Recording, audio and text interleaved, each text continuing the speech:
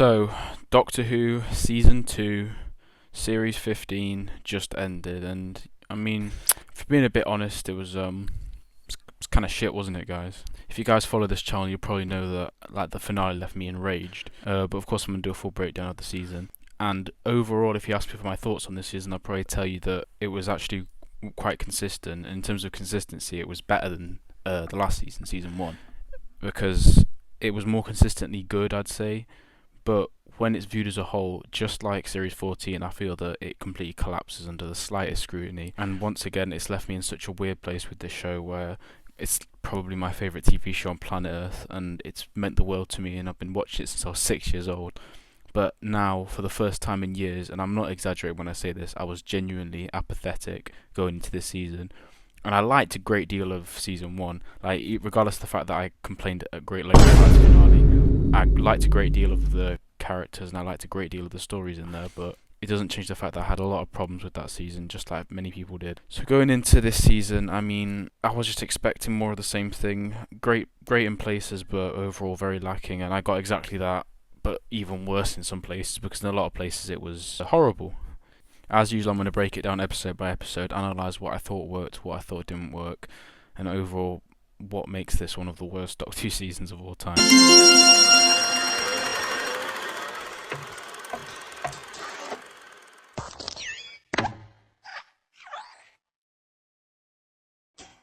I think I'm going to start off with the characters. Now, in terms of companions, we've got a new one this season, Belinda, and I feel that she suffers from not really having much of a personality. I am definitely a believer that Ruby Sunday should have stayed on for this season, because there was definitely a lot of things that could be developed there, and she ends up returning anyway, just in a slightly reduced role. So they definitely should have used Ruby Sunday in this, because her relationship with the Doctor definitely could have been tested as they went forward. But my main problem with Belinda, despite the fact that she's a decent character, like I like her, but her character, or the Doctor's character for that matter, their character relationship never gets tested. She never changes over the course of the season. Like, giving her and the Doctor a daughter, that's some crazy stuff. That could have changed everything, but she just doesn't do anything. She's the same character from the start to the end. I will be honest though, guys, when I first watched the Robot Revolution, I thought that they were going to do something interesting with her, because she was really fucking rude to a lot of people. She was really a bit of a bitch to some of the people, so I thought, hey, maybe they're going to do something interesting where, like, she starts off as being a bit of a cranky, salty bitch, but then she, softens up and becomes a nicer person because of the Doctor. I thought they were going to go in that direction for a brief minute, but no, she's pretty much just a Ruby Sunday clone, and there's nothing interesting to say about her. Her relationship is based just the same with the Doctor as Ruby's, except she's just whining all the time, I wanted to go home, which, yeah, I want to go home too after watching that. You're not the only one. Yeah, I thought I'd just get her out of the way, but we're going to get into the episodes now. We'll analyse characters as we go along. Episode 1, The Robot Revolution. This is very similar to Space Babies, which I just thought was a very mediocre, standard, vanilla season opener. But I would actually take Space Babies over this, because this was one of the most underwhelming intros to a Doctor Who season that I've seen in a really long time. It did a whatever job setting up Belinda. Like I said, it doesn't establish character. It just establishes her. She's got lots of work to do. Yeah, I've got lots of work to do. Why can't I be a Doctor Who companion with that logic? She's just working in a hospital, taking care of Mardy bitches. I just don't understand what happened to Russell, because comparing Belinda in this to, like, let's compare her to Martha here. Martha's also works in a hospital. Smith and Jones compared to the Robot Revolution, there is no comparison, man. Smith and Jones is so tight and well written. Like, you understand Martha, you understand that she's nervous, that she has goals, she has aspirations, but you understand it, and you get hints of her character, which then is developed across Series 3. But what you see of Belinda here, that's literally all you get. Sorry. In terms of the story, it's fine. It's literally just the same. I wasn't impressed by it at all, if I'm being honest. I just thought it's just a run around, and it just gets solved with some... Sorry if I'm mumbling, guys. I haven't watched it since it broadcast. I generally can't be asked to rewatch The Robot Revolution. Although I will say it's kind of funny that they had an incel in it. Although, like, I'm not saying that I'm, like, an expert on incel law or anything, but, him having a girlfriend, that's kind of goes against the whole point of being an incel, so they didn't really, do their research properly there. Not that I'm advocating for that, obviously, the less of them the better, but just thought that could have been a bit better represented. It's kind of funny that they had that line in there. In terms of the other characters, there's a bit there that this guy gets angry at Belinda because it's all her fault. It's like, no, Doctor, it's all my fault. Like, oh, shut up, I don't care. And as for the Doctor himself, Shooty again is the best part about these seasons. His charisma shines through even when the writing's not there. His charisma always shines through, and he's always a joy to watch, even when the writing is not to scratch, which for him is like most of the time. Other than that, I've got nothing to say on the Robot Revolution. If you're wanting to get into Doctor Who, it's probably just going to bore you a little bit, so it's not what I'd recommend getting into it with. But if you're already a fan, then it won't really give you anything new either. It's utterly mediocre. It's mid. I'm going to give Robot Revolution a 4 out of 10. Let's move on. Episode 2, Lux. This episode has quite a strong performance from Alan Cumming. Sorry guys, I'm so childish. Yeah, Alan Cumming's a great actor. I really like him. He's good in GoldenEye. He's a bloody legend if you ask me. And this episode, it's actually pretty good. Yeah, I really quite liked it. It's a fun run around. Once again, Doctor and Belinda's relationship. There's some interesting stuff going on here with racism. Actually, when I thought we're going to 1950s America, there's definitely going to be some racism, and I was wondering how they're going to handle that. But they handled it really well, actually, and the Doctor handled it really well. And as for the most controversial thing about this episode, which was kind of swept under the rug because people were so having their tits flying off about the finale, which was even more controversial. But this is one of the first Doctor Who episodes ever. No, it is the first Doctor Who episode ever to completely break the fourth wall. There's a scene where the Doctor walks out of the TV and sees a bunch of Doctor Who fans with their popcorn watching the show, and I thought it's only a matter of time before the show does this, and it's finally done it. And I always wonder what it would be like when the show finally did that. And now that I've seen it, I can say that it sort of worked, I guess, but it wasn't actually a fourth wall break because it was just it was still within the story. It was just meant to look like it was. Cause I don't think I'd ever want them to really commit to a full fourth wall break, but it's interesting stuff like that I do quite like, and something that this era definitely could do more of. But of course I understand them not committing to a full fourth wall break, because that would kind of change the show forever as we know it. But I did kind of like this season. I was like, oh my god, I can't believe they've finally done that, wow. And yeah, other than that, it's a perfectly serviceable episode. The performances are all on point, and the animation is absolutely fantastic. And not just when the Doctor and Belinda get sucked into the world, but also on just Mr. Ring-a-Ding. I will say though that this whole gods and pantheons not a word, pantheons are gods and stuff, it's not really been very well explained or dived into by Russell. And also him getting possessing the TV because the cinema, because the light shines through a reel or something. It's so stupid. That's not how light works, Russell. It doesn't work like that anyway. Other than that, it's a very fun episode, fun run around. I'm quite happy that it pushed the boat out there and went for some crazy ass shit. But once again, they could have committed to ideas more with this. But if you're a Doctor Who fan, you'll like it. So I'm gonna give this one a 7 out of 10. It's solid. Episode 3, The Well. This was, I think, most people's favourite in the season. The amount of praise it got when it first came out was insane. And I think if you ask the average fan, they'd probably say this was their favourite episode. And me personally, I don't know, man. I don't think it's that good. I think I need to address the main thing, which is that this is a sequel to Midnight, which is one of the most beloved and adored Doctor Who stories of all time. And I think part of what makes that story work so well is that it is kind of just a one and done thing, and there is really no explanation as to what happened. It's just this crazy, insane, terrifying experience that the Doctor had when he was just on holiday, and that's what makes it such an amazing story. But going back to there was probably inevitable, and the kind of thing they do just to drum up more attention and generate content, as Russell says. And to be honest, I don't really think it worked in their favour. First of all, the episode is really anticlimactic, and it doesn't really feel like it should have been one episode. There should have been a two-parter, and that's a whole other problem, but I'm going to get onto that when I do a dissection at the end. I'm going to dissect that. But it's a lot of build-up, which I liked, but then when the action gets going, it only really gets going for 10 minutes before it's all resolved. And as to them changing the powers of the entity, it's just not as good, is it? The original was so terrifying because it was just a creature composed of stealing your voice. Your voice is one of the most personal things you could have. It's just a part of who you are, and having a creature that steals that slowly and drains it out of you is terrifying. But in this one, it just throws you up in the air and flings you about, which is just way more boring and less interesting. And as for the characters, there's that one knobhead, that soldier that just wants to shoot everyone, and then he gets killed. I was like, oh, what a shame. And then it turns out at the end that the creature got out so that Russell can do another sequel at some point. I'm just yeah, sure thing, mate. It's just not as effective anymore, is it? Once again, they had missed opportunity here to do something with Belinda, but they didn't do anything with Belinda. Other than that, it's a perfectly fine, fun run around. I definitely enjoyed it at the time. I just don't really see myself returning to it at all. And is it better than Midnight? Fuck no, it is not better than Midnight. It's not even in the same ballpark as Midnight. And don't fucking let anyone trying to tell you that it is. It's a perfectly fine, enjoyable run around. A really good story that's definitely a very, very disappointing and out of place sequel. So I'm going to give The Well a 6 out of 10. Episode 4, Lucky Day. I actually really like this episode. It's a bottle episode, it's a Dr. Light episode, but I don't know, man. I just really liked it. It felt like a breath of fresh air. Conrad was quite a captivating villain, but I think there was definitely missed potential with him, like being left behind by the Doctor, because it's clear like his mum's a bit of a bitch and she's abusive.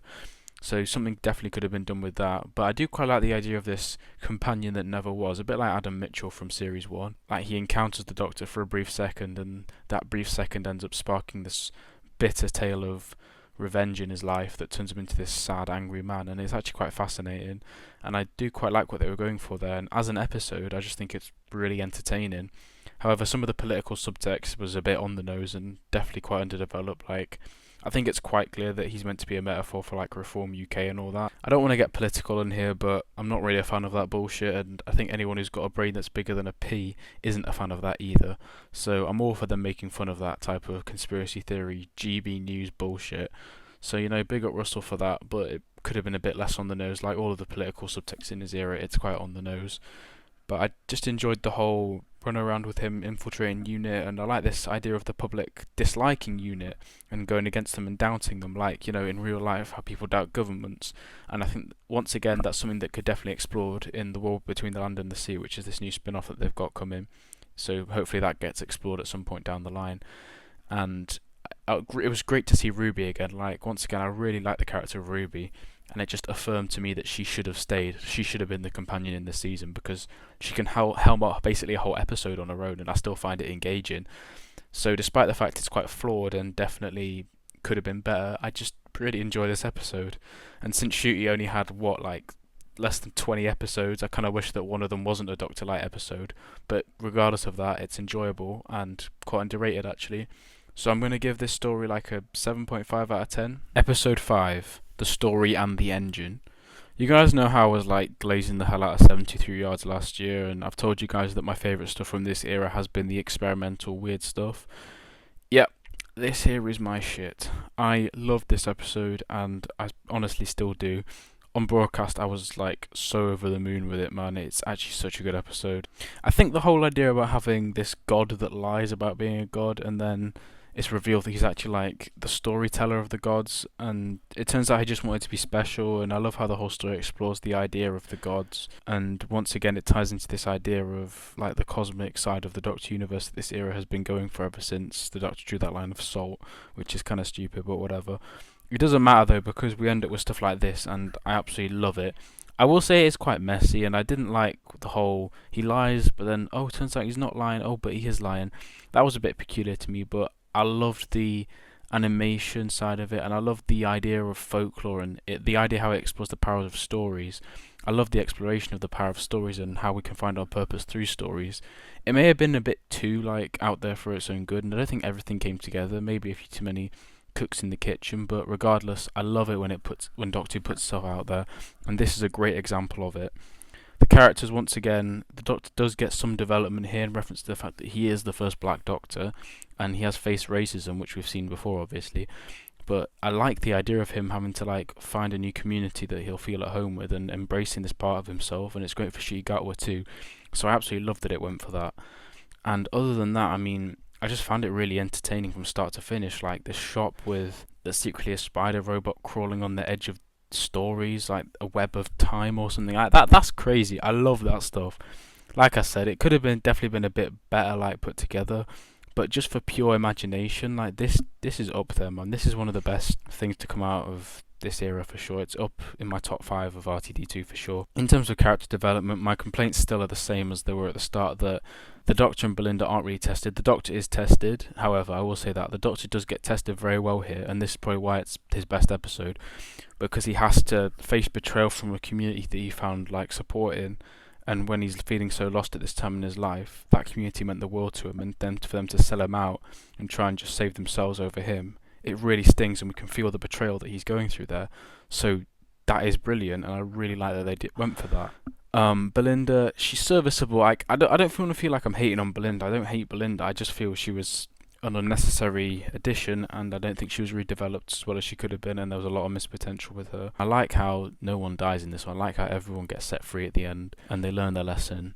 May not have been perfect, but I really like the story and the engine. Again, like I said last year with 73 Yards, I want more of this. This is the kind of stuff I want from Doctor Who now. So I'm going to give this one an 8.5 out of 10. Episode 6, the Interstellar Song Contest. I think this is the point where the series completely exploded in my face and I realised that it was not going to get good. Can we just talk about the whole moral side of it? The Doctor torturing a genocide survivor. Yeah, the guy did kill a bunch of people, but they got brought back anyway. And I just don't really feel like it was in character for the Doctor to do this.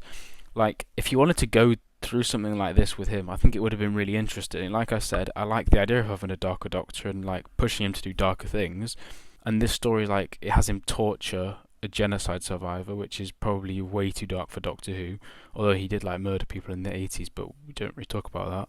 But then he just gets snapped out of it by Belinda, giving him cryy goo eyes, and he's like, "Oh no, I can't do this anymore. No, I'm sorry."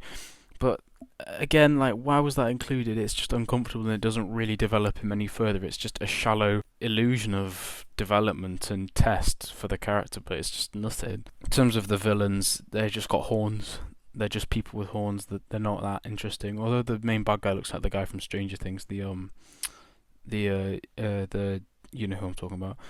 It's just a geeky little love letter to the Eurovision Song Contest, and I'm gonna be honest with you, I've never watched a single episode of that show in my life, and I don't really give a shit about Eurovision, so I didn't really find this episode that appealing. And it's got nobody's favourite TV host Rylan Clark and his teeth in it. Those white teeth are probably just the most memorable thing about this episode. And then of course I have to talk about the big thing which happened other than, you know, the Doctor being evil, which is the Rani coming back. It's been a parody in the fandom for years that this would eventually happen. I never thought they would truly go for it, but the second this happened, I genuinely just like, I clocked that this season was finished, because I'm like, he's just doing everything that 2013 Tumblr would want. He's just fallen into his own fan wank trap, and he's never going to get out of it. As long as RTD is running this show, this is never going to change, and we're going to get stuff like this year on, year out. And not just because the episode sucks, right? Because A, it's uninteresting, it's boring. The problem is solved by the Doctor torturing a genocide survivor 30 minutes in, and then they just suck everyone back in. The whole episode exists literally to set up the Rani coming back. That's the whole point of this episode. The actual story is meaningless. Oh, and why did they bring Susan Foreman back? You know, the first ever companion that hasn't returned on screen since 1965? Hasn't been back since 1965, and this is how you handle her return to the show, in a few cutaway clips that aren't even explained in the finale and doesn't come back. And if the show gets renewed, it probably won't even get explained. So thank you very much. This episode is genuinely ass. It's one of the worst things I've ever seen. It's not the worst Doctor Who story of all time, I don't think, because it's not like completely unbearable, it's not unwatchable, but it is horrible. It's very morally dodgy. The Doctor's done morally dodgy things in the past, but this is honestly a new thing. The Rani is one of the most boring characters ever introduced to Doctor Who. She's literally just the female version of the Master. She's not an interesting character. I've never wanted to see her return. I'd much rather have a new villain that tries new things and not just bring back the Rani. And then as we see in the later episodes, they don't even really know what to do with her, and her whole character gets kind of muddled. So yep, this episode is horrible, and if you watched it and said, "I never want to watch this show again," I wouldn't blame you. So I'm going to give the Interstellar Contest a 2 out of 10. Please tell me it doesn't get worse than this.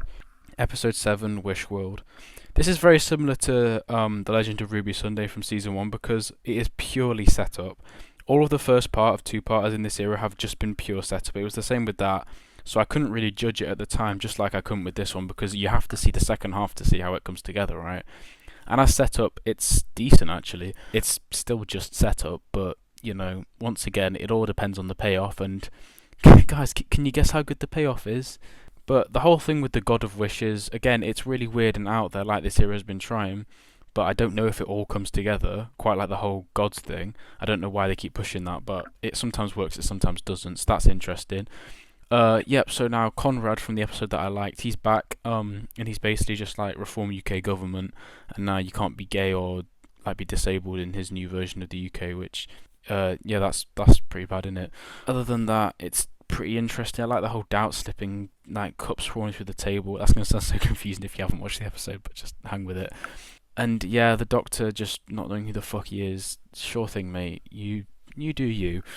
And then everything comes together, and then I'm like, oh, the Rani's actually kind of interested in this, you know? Like, she's got some interesting character development. They definitely could have dived into her being less more evil and more just like a biologist that's determined to do like anything in the name of science, even if that means like doing like wrong and immoral experiments, which is what she was in classic Doctor Who. I wouldn't say she was out and out evil, but she was just like willing to do anything in the name of science. But that sort of explored a wee bit here, but it definitely could have been explored more. And I quite like the idea of her trying to re-establish a Time Lord society, but the Doctor's like, oh no, you can't do that. The Time Lords were pricks. You could write a whole season of TV literally about that, but Russell doesn't do that. And I was thinking, oh, this is brilliant. This is all built together. But then they completely destroyed any hopes I had that it might be even slightly good by choosing to bring back Omega. Omega's the kind of villain where like that could be a whole season of TV, but instead we've just shoehorned him into a season with another big returning classic Doctor Who villain. And I don't know why the hell they did that, because having the Rani was probably enough, and even then they wouldn't have been able to develop her properly, but putting Omega in as well is taking the fucking piss, because there is no way that you can develop both of them and make it work. I didn't even need to watch the reality war to know that one of them would be underserved, if not both. And like, why does she want to bring him back anyway? It's just, for the love of God, man, why is this man still writing Doctor Who? This is the same guy, I want to remind you, that wrote 4 of the best seasons of TV ever. They're in my top 3 seasons. They're in my top 3 things ever made, like films, TVs, whatever.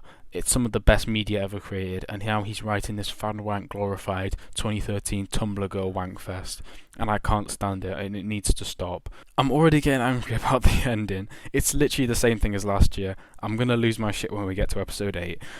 But this is set up. Some of it's okay, some of it's not, but once again, you have to judge the setup on the payoff, and as you guys can 100% expect, the payoff is nothing worth paying attention to. So fuck this finale. I'm gonna give this episode like a 4 out of 10. Episode 8, The Reality War.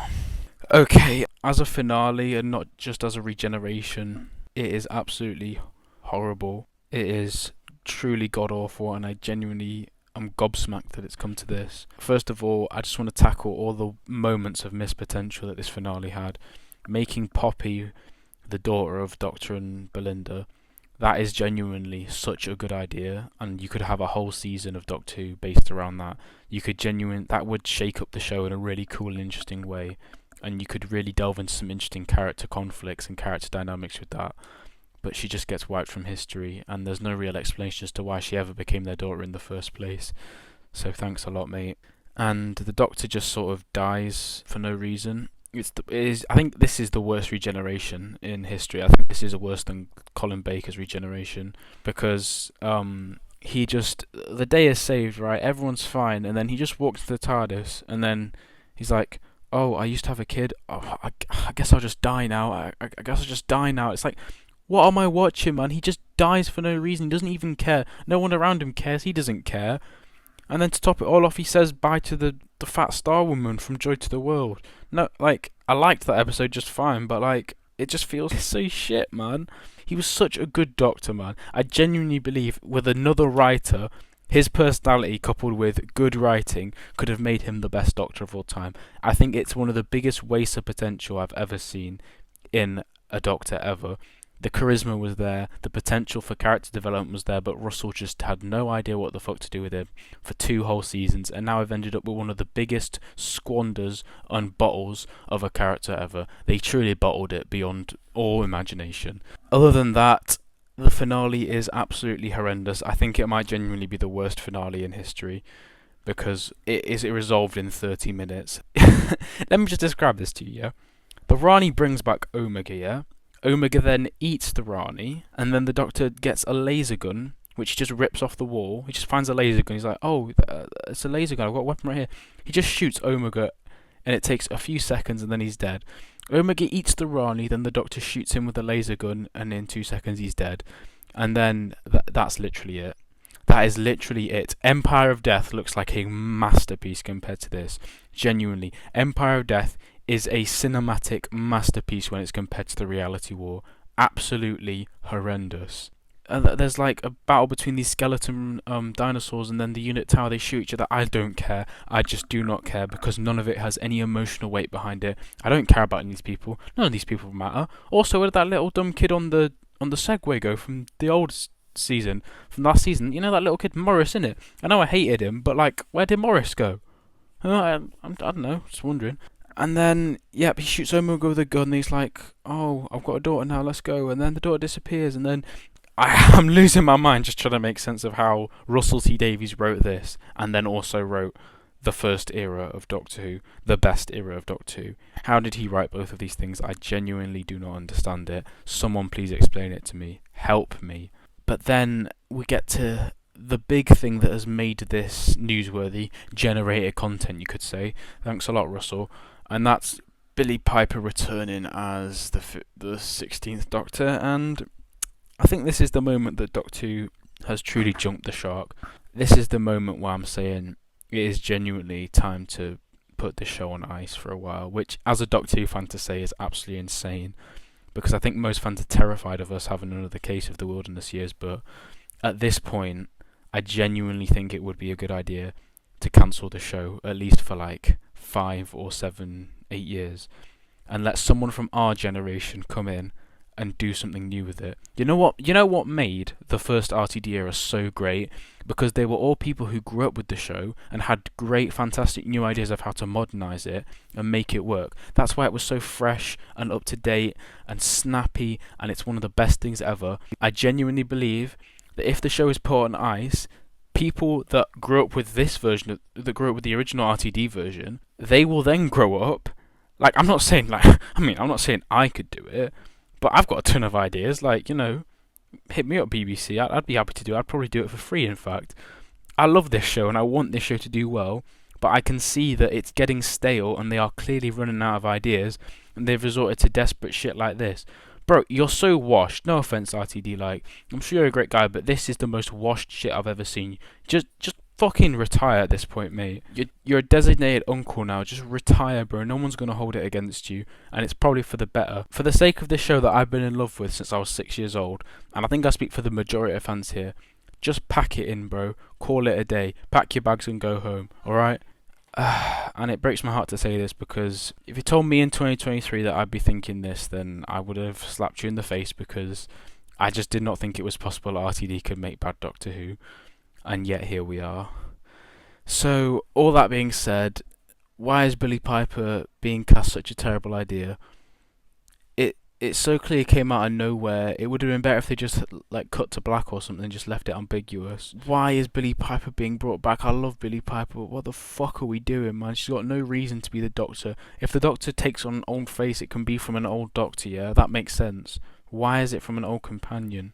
I don't care what book, because here's the thing, yeah, I might be alright with this if he had a good explanation coming, but we've just sat through 2 seasons where the explanations are the most bullshit you've ever seen, and don't you guys try and tell me that's not true. So when I say that this isn't good because I know there's not going to be a good explanation at the other side of this, you guys know I'm telling the truth, because we've watched 2 seasons where there is no good explanation on the other side of this. So why should I have any hope that RTD has a good explanation coming for the most bullshit thing I've ever seen? I think Interstellar Song Contest is worse as an episode, but because this is so offensive, because this is so lazy, they gave up at the finish line. So, all that being said, I'm going to give The Reality War a historic, prestigious 1 out of 10.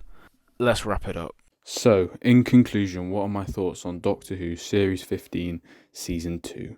I think I've rambled on enough for the last 30 minutes, and you guys can tell that this is the season that's, like, well and truly broken me, and it's genuinely, like, made me realise that Doctor Who has got to, like, change. While this season did have some good moments, some aspects of it were an improvement over the first RTD2 season, and I would say that generally, apart from the horrendous 3-episode run at the end, it is a more consistent season than Season 1.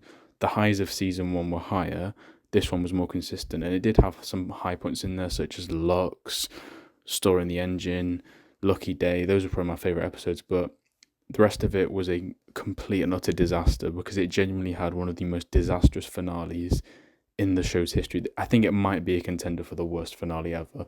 It is genuinely one of the worst TV endings I've seen for a season ever, and it's almost derailed the whole show. The cowardly, pathetic, nostalgia bait decision to bring back Billy Piper, one of the worst things I've ever seen, and it's just crushed my hope and love for this show. I'll always love Doctor Who. I love old Doctor Who. Like the run Doctor Who was on from 2005 to like 2017 was unmatched, man. And since then it's just been so hit and miss, man. It just hasn't hit the same as it did in that RTD1 era and that Moffat era. It just hasn't hit the same. And I really, really want this show to do well, but it's just so behind the times and it's just lacking what so many other shows are like getting right. Look at something like Andor. That's a sci-fi show that's getting everything right. Or like, there's just so many other shows on right now that are getting stuff right. The Doctor Who's just not getting right. And I think what it really needs is a real change, not this like facsimile of change that they tried to give us with this new season, because it's just a bunch of old guys that don't know what, like, how to relate to the youth or like how to relate to like what's currently popular in media and TV. It's just so behind. I don't want to sit here on my high horse and be like, I could do better, but you know, I could probably do a bit better than what they're doing. So who knows, in like 20 years, I might be writing the show. You guys just have to promise that you won't like be too harsh if I end up writing it. So yeah, if I ever get the chance to write Doctor Who, tell me what you want, you know, any fan fictions, any, you know, hot, steamy, thirsty fan fictions you guys want, just leave it in the comments. I might include it. Who knows, if you subscribe, I might do it. Anyway, it's gone to the point where like, I will always love Doctor Who, but I don't think I'm going to cover it as much on this channel. And if the rumours are to be true that we're going on another like 5-year break or something, then I won't be covering it and I'm going to branch out to other things, because I don't just want to talk about Doctor Who on this channel, even though it's what gets the most views. Like, if I'm not passionate about it in its current form, then I'm just not going to talk about it. But I will always be passionate about those old episodes and I'll always want to talk about them. Time to do my episode ranking. Number 8, The Reality War. No surprise to anyone, dog shit episode. Number 7, The Interstellar Song Contest. Slightly less dog shit. Still a great big pile of dog shit though, let's be honest. Number 6, Wish World. It's fairly decent setup, but all crumbles with it's not even that good setup, but it was all riding on Reality War being good, and of course it wasn't fucking good. Number 5, Robot Revolution. It's genuinely most mid opener I've ever seen. It just fails as an opener, and it's just a dull run around that not even that fun to watch. Number 4, The Well, most overrated episode this season, of incredibly underwhelming sequel to Midnight, and just really unnecessary, and I just don't get what people see in this one, to be honest. Number 3, Lux. Really creative, really new. Not all of the creative stuff really works for me here, but it's just a solid episode. It's just a decent, strong, classic Doctor Who story. Number 2, Lucky Day. Maybe I'm overrating this one a little bit, but I just really liked it. I still don't think that we needed a Dr. Light episode in an era that he only had like less than 20 stories.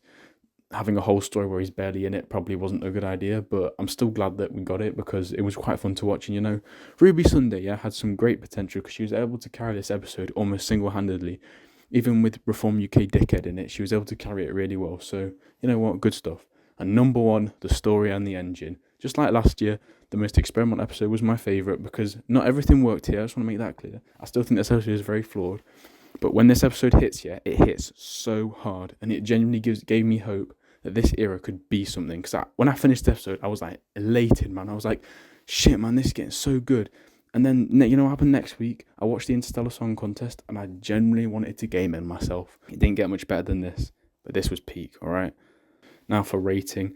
Kind of hard to rate this season, to be honest, because it has good in it, but then on the other end, it has terrible stuff in it. As a season, falls apart, but there's a few decent episodes you could watch in here. But overall, I'm going to give Doctor Who Season 2 a 3 out of 10. Just a little outro here, guys. I know, this time last year, I promised you guys I was going to make that ranking every Doctor Who Season 1.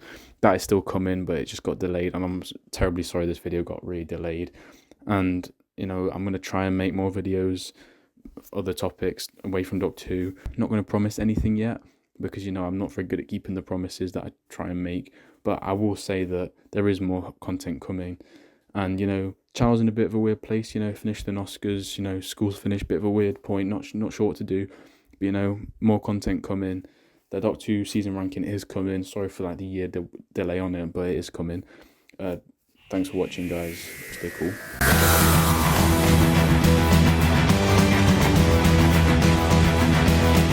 I've said the word bullshit so many times in this video. I'm sorry, guys.